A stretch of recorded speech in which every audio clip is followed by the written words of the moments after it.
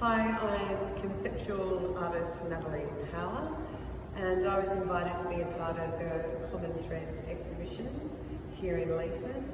I have a strong connection with Leeton. I went to high school here, and my parents still reside as citizens in this town.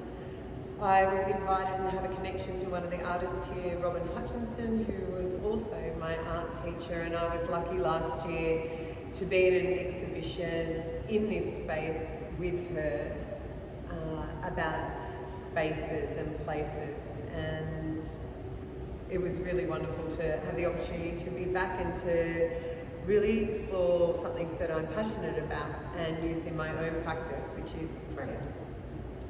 So for me, thread has so many metaphors and so many layers attached to it. With embroidery thread, you can pull it apart and there's 6 strands, and then you can take things together, you can mend with it. It becomes this almost visceral, sinuous material that has and can have many layers applied to it within the making structure. So as a conceptual based artist, mainly doing performance work, I've used threads and red thread in particular, and then also within my own art practice of installation, stitch is a very important element that I use in creating some of my works.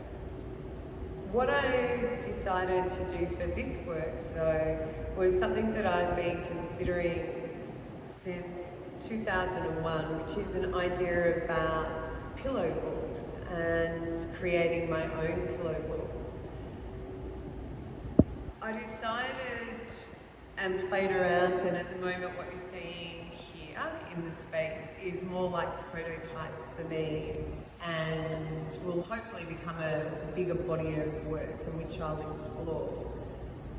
But I ummed and ahed about the idea of paper, and especially tissue paper. So books are normally made out of paper, and pillows is something that we sleep on. So just within those 2 simple things, what can I use to create something that could either look like a book or be a part of a book, or look like a pillow and be a part of a pillow, as well as have ideas and reflections around the notice of care and tenderness and mending and recovery.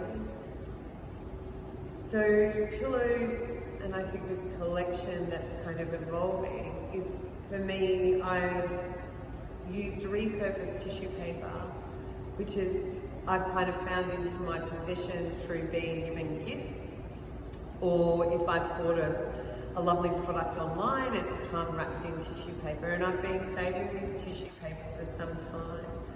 I then go through this process, which is pretty close to my heart in terms of my performance work, which is around women's domains and the mundane. So I actually iron all the tissue paper on a dry iron setting first, and then I kind of piece them together. If I notice that there's a hole of where I've kind of pulled the sticky tape, I then find bits of other broken or remains of tissue paper, and I mend the tissue paper first, and then I start to build a collection. I also am fascinated within my practice about negative spaces, and so I've made what looks to be almost like doilies or lace, and I've kept the remains of everything to then stitch again and kind of reflect that. I've experimenting with twisting, how can I maybe plait or make lace out of tissue paper.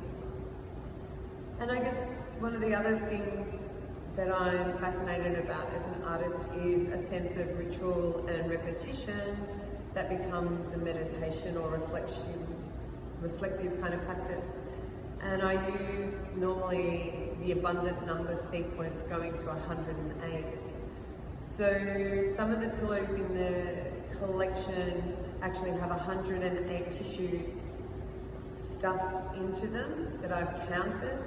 And then, for example, the black and white ones One has 108 and the other two have 54 in them. So they make up then another number or multiple or division of 108. And this is the work. During my sleepless nights, I dream of making pillows for you.